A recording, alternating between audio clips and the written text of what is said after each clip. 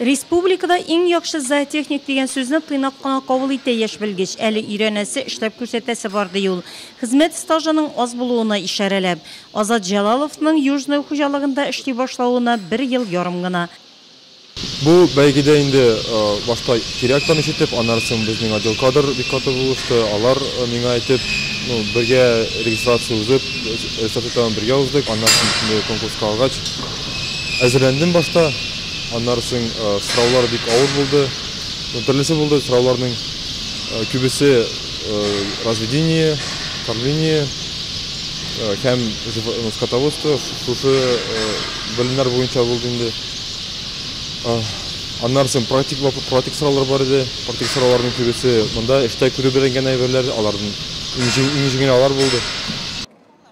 Әтиянисе башка һөнәр ияләре булсалар да азат нәселләрендә булмаган белгечлекне сайлый. Мәктәптән соң Казан дәүләт ветеринария медицина академиясенә укырга керә һәм кызыл дипломга тәмамлый. Яшь белгечкә төрле дәүләт программаларда ярдәмгә килә. Дәүләттән битендә төрле программалар хәзер ачылды. Анда подъемный бар, аннан соң квартир я алырга я дом төзергә, булышалар. Ипотекаларны капларга булышалар. Анда процентлар үзләренең бар.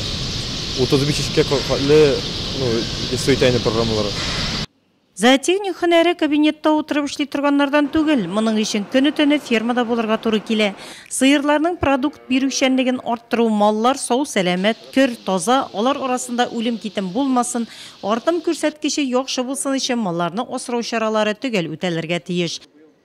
Тәлек арасында үлем китем булмасын өчен барлык куелган чараларны, мероприятияларны уздырырга кирәк, берсендә калдырмыйча.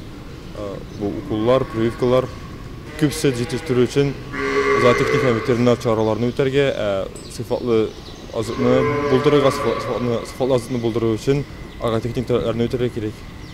Ел ярым гына эшләүенә карамастан яшь белгеч хезмәттәшләре арасында да абруй казанырга өлгергән. Хуҗалык җитәкчелеге дә уңай фикердә.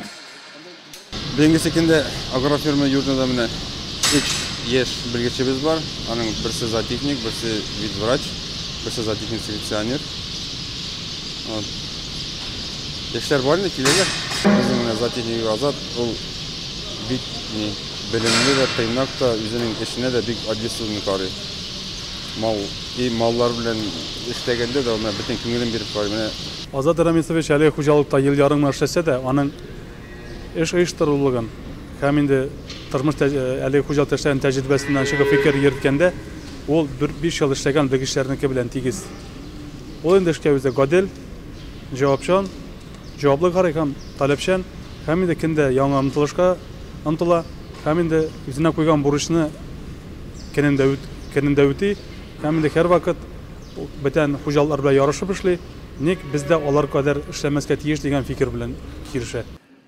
Нурлат районында бүгенге көнгә 8 яшь кеше Казан дәүләт ветеринария академиясендә, 19-ы аграр университетта белем ала. Хуҗалыкларда 8 яшь белгеч эшли, шуларның берсе Азат Җалалов. Яшь зоотехникның максаты республикада яшь белгечләр арасында иң яхшысы исемен аклау өчен җиңсез ганып эшләү.